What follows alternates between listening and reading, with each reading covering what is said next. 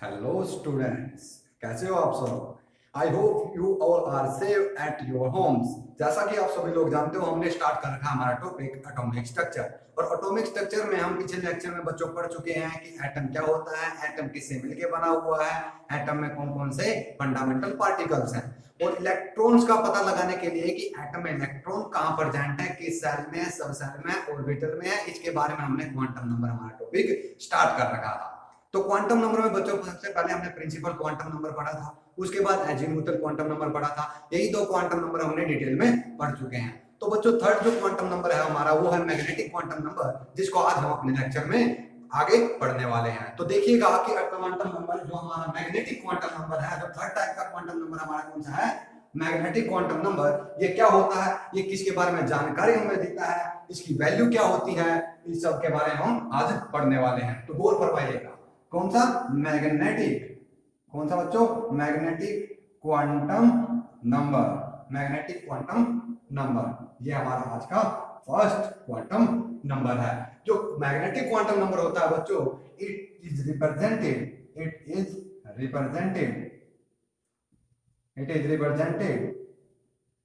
Bye M L. ये इसकी बच्चों रिप्रेजेंटेशन है। और ये इसके बारे में बताता है बच्चों, it tells us about orbitals. किसके बारे में बच्चों, it tells us about orbitals. अगर हम इसको डीपली स्टडी करें तो ये बताता है ओरिएंटेशन। क्या बताता है, ओरिएंटेशन ऑफ ऑर्बिटल्स। बच्चों ओरिएंटेशन का मतलब कि किस डायरेक्शन में, कि हमारा जो ऑर्बिटल है वो किस डायरेक्शन में प्रेजेंट है, एक्स में, वाई में या जेड एक्सिस के लॉन्ग। इन्हीं सब की जानकारी हमें कौन देता है, मैग्नेटिक क्वांटम नंबर। अब हम जानते हैं कि इसकी वैल्यू क्या होती है और कहां से कहां तक लाई करती है। जो वैल्यू होती है हमारी, क्या होती है, वैल्यू ऑफ ml, वो होती है हमारी -L2 + L। जैसा कि आप सभी जानते हैं, L क्या है हमारा, एजीमुथल क्वांटम नंबर। क्या है, एजीमुथल क्वांटम नंबर। जो L की वैल्यू है वो हमारा एजीमुथल क्वांटम नंबर, जो हमें बताती है किसके बारे में, सब सेल के बारे में। और इसका यूज करके हम किसमें यूज करेंगे, मैग्नेटिक क्वांटम नंबर में, जो हमें बताएगा किसके बारे में, ऑर्बिटल्स के बारे में। या डीपली हम इसके बारे में स्टडी करें तो ये बताएगा ओरिएंटेशन ऑफ ऑर्बिटल्स के बारे में। तो जानते हैं बच्चों, हमने पढ़ा था L, यहाँ पे सब सेल लिखेंगे और यहाँ पे हम फाइंड आउट करेंगे ml की वैल्यू। जब L की वैल्यू हमारे पास 0 होती है तो हमारे पास कौन सी सेल होती है, कौन सी सब सेल होती है, S सब सेल होती है। तो S के L की वैल्यू 0 है तो ml की वैल्यू भी क्या होगी, -L2 + L होती है। तो ये भी हमारी 0 फाइंड आउट होगी। अब हम लेते हैं 1। जब L की वैल्यू 1 है तो सब सेल होती है हमारी P, और P के लिए L की वैल्यू 1 है तो ml की वैल्यू -12 + 1 लाई करेगी, यानी -1 0 और +1। यानी हमारे पास कितने ऑर्बिटल निकल के आए बच्चों, 3 ऑर्बिटल हमारे पास निकल के आए, -1 0 और +1। अगर हम इसको ड्रा करें तो हमारे पास क्या होगा, ये p सब सेल है, p सब सेल के हमारे पास 3 ऑर्बिटल है, यानी px py और pz। और क्वांटम मैकेनिकल ट्रीटमेंट से जब रिजल्ट निकाला गया तो जो 0 आया है वो pz के लिए आया है, और -1 आया है वो x के लिए आया है, यानी px के लिए और py के लिए हमारे पास +1 निकल के आया है। और जो h के लिए वो तो 0 होता ही है हमारा। अब अगर L की वैल्यू 2 लें तो इसके लिए होती है हमारी D सब सेल, और D के लिए जो ml की वैल्यू होगी वो -2 + 2 लाई करेगी, यानी -2 -1 0 +1 एंड +2। तो कितने ऑर्बिटल निकल के आए बच्चों हमारे सामने, 5 ऑर्बिटल। अगर हम इसको ड्रॉ करें और क्वांटम मैकेनिकल ट्रीटमेंट से अगर हम इसकी वैल्यू निकालें कि किस ऑर्बिटल के लिए है, तो उसके लिए हम ड्रॉ करते हैं सबसे पहले 5 ऑर्बिटल।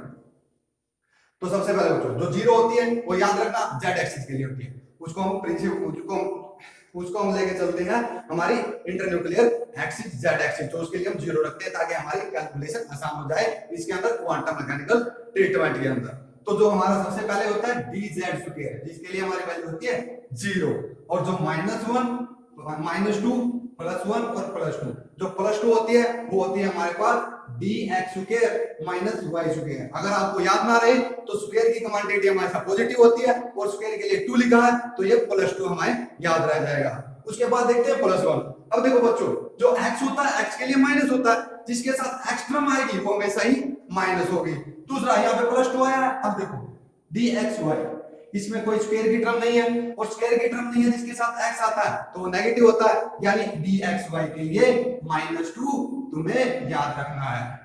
उसके बाद ये -1 है, यानी जिसके साथ x आएगा उसके साथ -1 रहेगा, यानी x किसके साथ dxz और dyz हमारे पास बचा हुआ है, जिसके साथ x आता है वो माइनस में होता है, यानी dxz क्या हो गया हमारा -1 हो गया।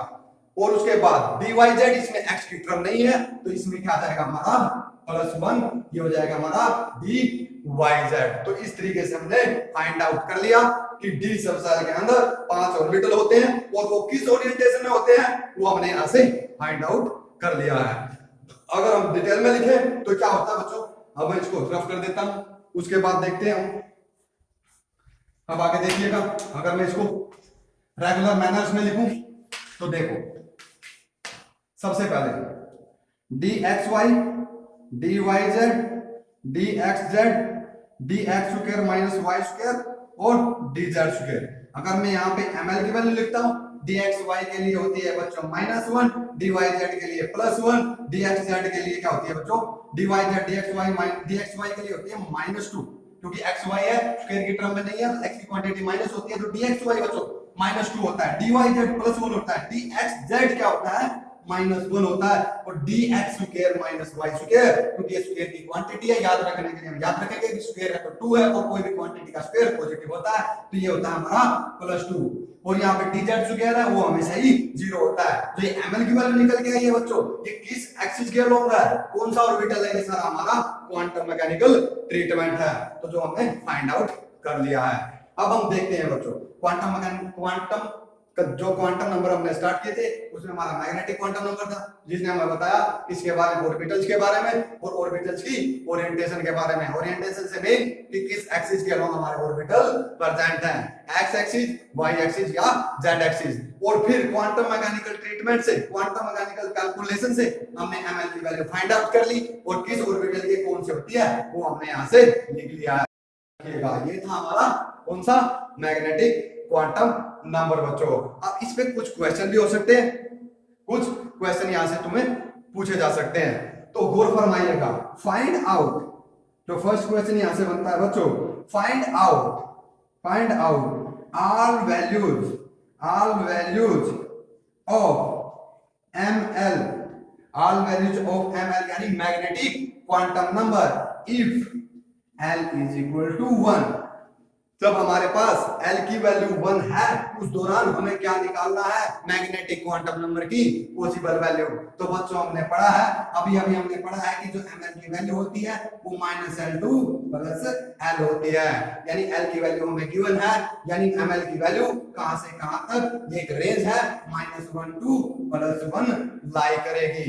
अगर मैं बात करूं -1 और +1 के बीच की वैल्यू की, -1 0 और +1, तो यहां से हमें पता चल गया कि हमारे पास कितने, और हमारे पास ml की जो वैल्यू है वो -1 हो सकती है, 0 हो सकती है और +1 हो सकती है। बच्चों ये क्या बताता है, ओरिएंटेशन ऑफ ऑर्बिटल के बारे में, यानी L की वैल्यू 1 है तो हमने पिछले लेक्चर में पढ़ा है, तो ये कौन सी सबसेल होगी, p सबसेल होगी, और p सबसेल के अंदर बच्चों कितने ऑर्बिटल होंगे, यानी 3 ऑर्बिटल होंगे जिनकी वैल्यू -1 0 और +1 होगी। तो अगर मैं इसको ड्रा करूं, रिप्रेजेंट करूं कि ओरिएंटेशन क्या है, किस एक्सिस के अलोंग कौन सा ऑर्बिटल प्रेजेंट है, वो इन वैल्यू से शो किया जाता है, जो किससे आती है बच्चों, क्वांटम मैकेनिकल ट्रीटमेंट से। अगर मैं -1 0 +1 करूं तो z की जो टर्म होती है वो हमेशा 0 की आएगी, जो कैलकुलेशन से हमें फाइंड आउट हुई है, ये एक्सपेरिमेंटल डाटा है बच्चों। तो ये क्या हो गया हमारा pz हो गया, जो -1 है वो x एक्सिस के लिए होगा, यानी ये px हो गया, और जो प्लस है वो किसके लिए होगा, y के लिए, तो ये py ऑर्बिटल हो गया। तो बच्चों यहां तक तुम्हें आशा करता हूं समझ में आया होगा। अब आगे देखते हैं और क्या पॉसिबिलिटी हो सकती है, कौन से क्वेश्चन यहां से पूछे जा सकते हैं। तो सेकंड क्वेश्चन यहां से लेते हैं कि विच ऑफ द फॉलोइंग, तो देखिएगा, तो यहां से देखिएगा सेकंड क्वेश्चन हम लेके चलते हैं। सेकंड क्वेश्चन हमारा, जो सेकंड क्वेश्चन हम देखेंगे, find out the orbital in which the electron the electron present if ml is equal to 0। अब बच्चों जब ml 0 होगा तो इसके लिए पॉसिबिलिटी हो सकती है कि 0 कब कब हो सकता है, 0 कब कब हो सकता है बच्चों, 0 तो वैल्यू सभी में फाइंड आउट कर सकते हैं हम। 0 अगर हम लिखेंगे, अगर हमारे पास L की वैल्यू 0 है तो ML की वैल्यू भी क्या आएगी बच्चों, 0 आएगी, क्योंकि -L2 प्लस L इसकी वैल्यू लाई करती है। अगर मैं L की वैल्यू 1 लूं तो इसके बीच में भी 0 लाई करेगा, यानी यहाँ पे ML यहाँ पे भी 0 होगा, क्योंकि इसके लिए L की वैल्यू 1 के लिए भी 0 वैल्यू आ सकती है, और L की वैल्यू जब 2 होगी तो इसके लिए भी ML 0 आ सकता है, क्योंकि -2 प्लस 2 के बीच में 0 लाई करता है। इसी तरीके से यहाँ पे -1 2 प्लस 1 के बीच में भी 0 लाई करता है। उसी तरीके से L की वैल्यू अगर हम 3 ले, यहाँ पे -3 2 प्लस 3 के बीच में भी 0 लाई करता है। इस तरीके से हम क्या फाइंड आउट कर सकते हैं, इस क्वेश्चन में हम फाइंड क्या कर सकते हैं, क्या कह सकते हैं कि सभी के लिए क्या होगा, ML जब 0 होगा तो उसमें ऑर्बिटल क्या हो सकता है, कौन कौन से सब हो सकती है, S भी हो सकती है, P भी हो सकती है, T हो सकती है, F हो सकती है और G भी हो सकती है। जब L हमारा 4 होगा तो सभी में इसमें इलेक्ट्रॉन प्रेजेंट होगा, तो हम ML 0 के लिए बहुत सारे सबसेल फाइंड आउट कर सकते हैं। एग्जैक्ट हम नहीं निकाल सकते क्योंकि इसमें सभी में वैल्यू 0 तो लाई करेगी। तो एक डाटा इनसफिशिएंट क्वेश्चन था, तो इसमें पूछा जा सकता था कि जो हमारा ML है तो किस ऑर्बिटल में होगा, तो हम कह सकते हैं कि S में भी हो सकता है, P में भी हो सकता है, D में भी हो सकता है, F में भी हो सकता है, G में भी हो सकता है। जी फिलहाल एग्जिस्ट नहीं कर रही है तो हम F तक पढ़ते हैं, तो किसी में भी इलेक्ट्रॉन प्रेजेंट हो सकता है। तो इसका आंसर मल्टीपल चॉइस हो सकता है, S में भी हो सकता है, P में भी हो सकता है, D में भी हो सकता है और F में भी हो सकता है। तो ये हमारा आंसर था। तो जो फोर्थ क्वांटम नंबर है बच्चों वो हमारा बचता है क्या, स्पिन क्वांटम नंबर। तो पढ़िएगा, अब हम देखते हैं हमारा फोर्थ क्वांटम नंबर वो क्या है। हमारा जो फोर्थ क्वांटम नंबर बच्चों हमारा है वो है हमारा spin quantum number. Spin quantum number, spin quantum number, spin quantum number. तो स्पिन क्वांटम नंबर है बच्चों, उसके लिए हम देखते हैं spin quantum number. It is represented bye MS। इसको किससे, M small capital M small s से इसको डिनोट किया जाता है। इट टेल्स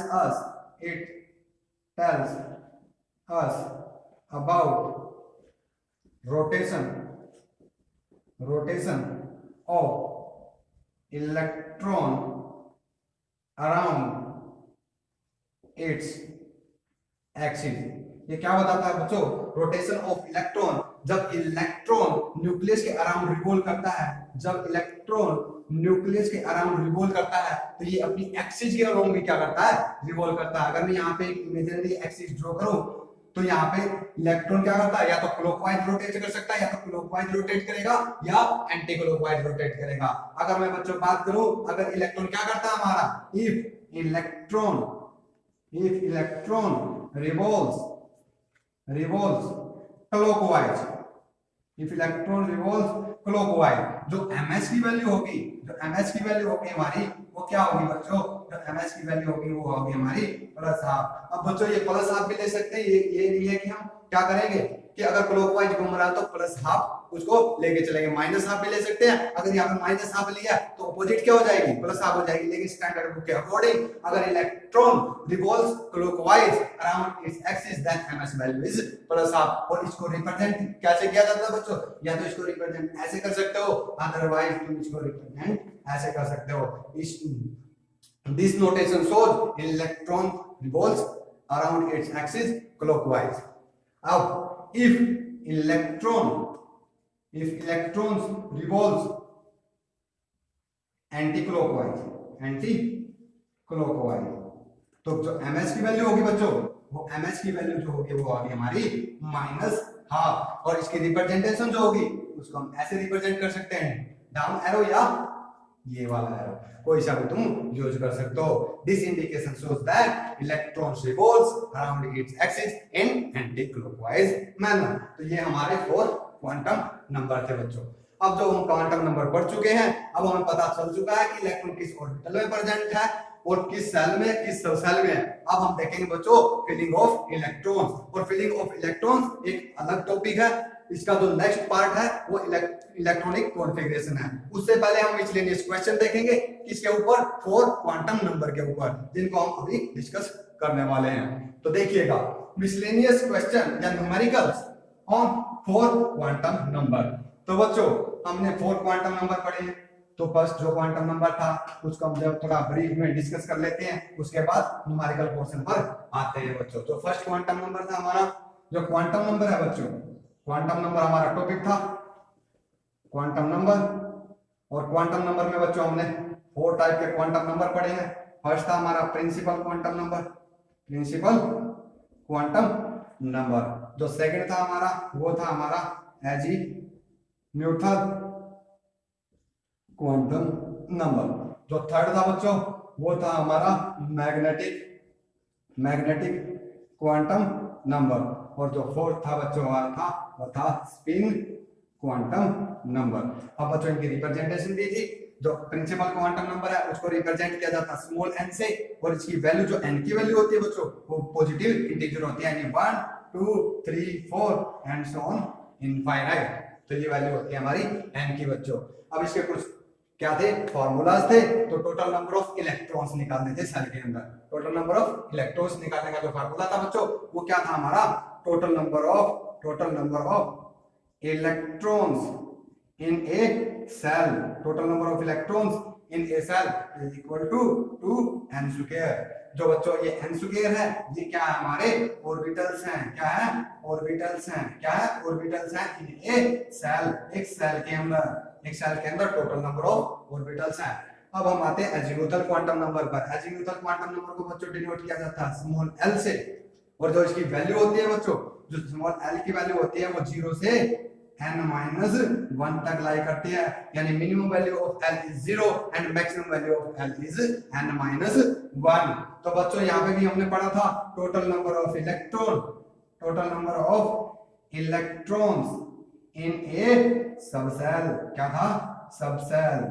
इस सबसेल के अंदर क्या होगा बच्चों, 2 into 12 plus 1। अगर मैं इसको सोल्व करूं तो 4n plus 2, ये थे total number of electrons in A subshell. और यहाँ पे बच्चों यहाँ पे जो 12 plus 1 था ये था number of orbitals in A subshell, number of orbitals in A subshell.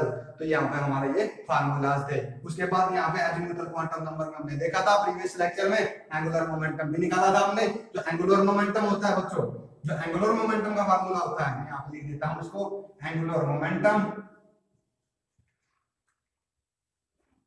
Angular जो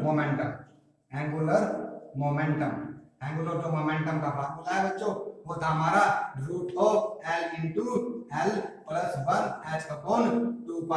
यहाँ से हम एंगुलर मोमेंटम भी निकाल सकते हैं by using azimuthal quantum number. और यहाँ पे जो मैग्नेटिक क्वांटम नंबर था बच्चों इसको हम रिप्रेजेंट करते हैं ml से। तो ये होगा हमारा क्या, ये ml मिलीलीटर वाला नहीं है, ये m के नीचे l है, यानी m for magnetic quantum number. तो मैग्नेटिक जो क्वांटम नंबर होता है इसकी जो वैल्यू है बच्चों, ml की वैल्यू है जो -L2 प्लस L लाई करती है। और जो हमारा लास्ट जो बचता था स्पिन क्वांटम नंबर, इसको हम डिनोट करते हैं ms से। और इसकी दो ही वैल्यू हो सकती है, इलेक्ट्रॉन अपनी एक्सिस के या तो क्लॉकवाइज रोटेट कर सकता है या एंटी क्लॉकवाइज रोटेट कर सकता है। या तो ms की वैल्यू -½ होगी या +½ होगी। जो मैंने पढ़ा है बच्चों, जो हमने पढ़ा है -½ कब होगी, जब एंटी क्लॉकवाइज रोटेट करेगा, और +½ कब होगी, जब क्लॉकवाइज रोटेट करेगा। अब हम देख लेते हैं बच्चों प्रिंसिपल क्वांटम नंबर ने हमें जानकारी किसकी दी थी। ये तो बच्चों के हमारा न्यूमेरिकल पार्ट के लिए हेल्प करेगा। अब जो बेसिक था हमारा जो प्रिंसिपल क्वांटम नंबर है वो किसके बारे में बताता है बच्चों, जो principal quantum number tells us about shell कि कौन सी सेल है, या ऑर्बिट और एनर्जी ऑफ ऑर्बिटल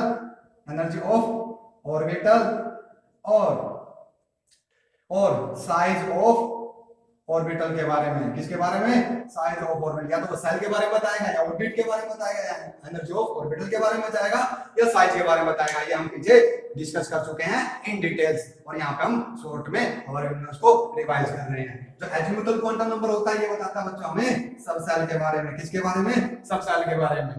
सब सेल और शेप्स ऑफ ऑर्बिटल के बारे में, शेप्स ऑफ ऑर्बिटल के बारे में। जो मैग्नेटिक क्वांटम नंबर होता है बच्चों, ये बताता है हमें ऑर्बिटल के बारे में। किसके बारे में? ऑर्बिटल के बारे में, या ओरिएंटेशन ऑफ ऑर्बिटल के बारे में। किसके बारे में? ओरिएंटेशन ऑफ ऑर्बिटल के बारे में। जो लास्ट जो स्पिन क्वांटम नंबर है बच्चों, ये बताता है रोटेशन ऑफ इलेक्ट्रॉन के बारे में, रोटेशन ऑफ इलेक्ट्रॉन्स के बारे में। तो बच्चों ये सब हमने पढ़ा किसके बारे में? क्वांटम नंबर के बारे में। और क्वांटम नंबर हमने क्या क्यों फाइंड आउट किए? क्योंकि जो इलेक्ट्रॉन के लिए सबसे पहले क्या होता है? सेल होती है, सेल के अंदर सब सेल होती है, क्या होती है? सेल के अंदर सब सेल एग्जिस्ट करती है, सब सेल के अंदर ऑर्बिटल होते हैं, और ऑर्बिटल के अंदर क्या एग्जिस्ट करते हैं? इलेक्ट्रॉन एग्जिस्ट करते हैं। इन सब बातों को फाइंड आउट करने के लिए ही हमने इलेक्ट्रॉन का पता लगाने के लिए, किसमें? एक एटम के अंदर इलेक्ट्रॉन का पता लगाने के लिए हमने 4 क्वांटम नंबर को पढ़ा है। वो कौन से थे? सेल के बारे में कौन बताता है? प्रिंसिपल क्वांटम नंबर, सब सेल के बारे में। एजीमुथल क्वांटम नंबर, ऑर्बिटल के बारे में कौन बताता है बच्चों? Magnetic quantum number. और ऑर्बिटल में इलेक्ट्रॉन प्रेजेंट है और इलेक्ट्रॉन किस एक्सिस के अनुरूप रिवॉल्व कर रहे हैं, वो बताता है हमें स्पिन क्वांटम नंबर। तो इन सब को फाइंड आउट करने के लिए हमने क्वांटम नंबर पढ़े हैं। क्वांटम नंबर बच्चों क्यों पढ़ते हैं हम? एक एटम के अंदर इलेक्ट्रॉन की एग्जैक्ट पोजीशन का पता लगाने के लिए हम क्या पढ़ते हैं? क्वांटम नंबर पढ़ते हैं। क्योंकि सेल के अंदर सबसे पहले सेल का पता करेंगे, सेल के अंदर सब सेल आएगी, सब सेल के अंदर ऑर्बिटल, ऑर्बिटल के अंदर इलेक्ट्रॉन, और इलेक्ट्रॉन किस अपनी एक्सिस को क्लॉकवाइज या एंटी क्लॉकवाइज घूम रहे हैं, उसके बारे में पढ़ेगा हमारा स्पिन क्वांटम नंबर। तो थैंक यू। आगे बच्चों हम डिस्कस करेंगे फिलिंग ऑफ इलेक्ट्रॉन यानी इलेक्ट्रॉनिक कॉन्फ़िगरेशन के बारे में, जो कि बहुत ही इंपॉर्टेंट टॉपिक है। वो नेक्स्ट वीडियो में उसके बारे में डिस्कस करेंगे।